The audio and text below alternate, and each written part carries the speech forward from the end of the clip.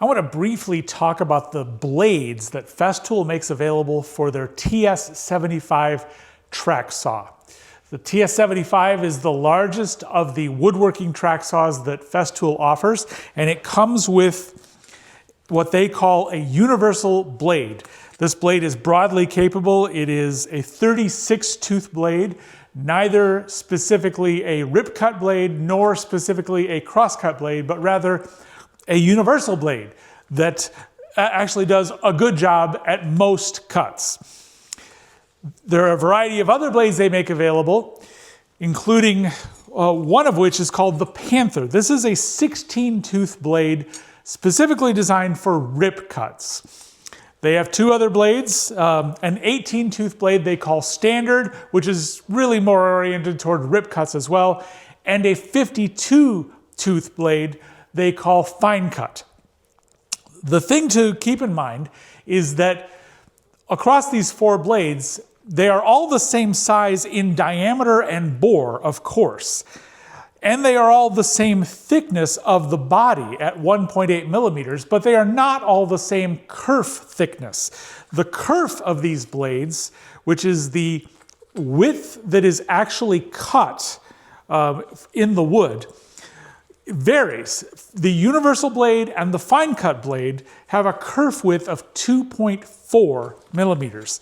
The other two blades, the Panther and the 18-tooth Standard blade, they call it, have a kerf width of 2.6 millimeters. The important question here is, since track saws require the splinter guard on the guide rail to be trimmed and set for your particular saw, when you change blades, are you altering the splinter guard again? Or can you use all the blades on the TS75 safely without changing your splinter guard when you change blades? I decided to do a test and find out. This is the setup I used for my test. I was trying out the Panther rip blade on a rip cut of this piece of red oak using a 1900 millimeter rail, which had its splinter guard originally trimmed by the universal blade that comes with the saw, which has the 2.4 millimeter kerf. And I wanted to see if the Panther, with its wider kerf, altered the splinter guard in any way. And I believe you can see that it did. Hopefully the camera is going to pick this up well enough. Because the piece of wood is considerably shorter than the rail, when I trimmed the splinter guard, I went end to end, except for the parts that you can't reach. And so here's the notch from the original trimming of the splinter guard, and there's a similar notch, of course, at this end. But when I did this rip cut with the Panther blade, I didn't start all the way at the end. I started over here. And because I did that, you can see where I started.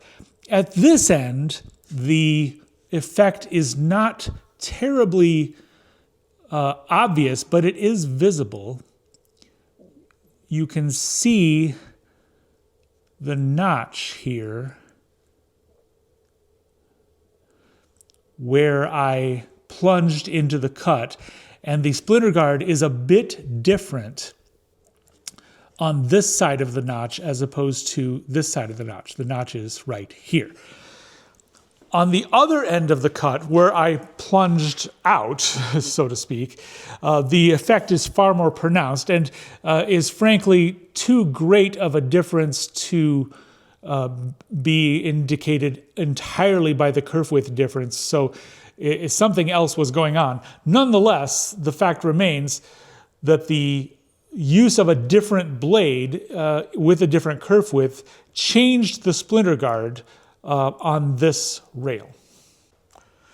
Because I've seen conflicting information about this very question online, I just wanted to add what I've seen into the mix. It remains the case that if you were to always use the blade that came with the saw, which will handle most cuts pretty well, you won't experience this issue. If you do change blades, then you can decide which trade-off you want to make. Some people actually reserve certain guide rails to go only with certain blades. Regardless, if you use a TS75, I think this is something to be aware of.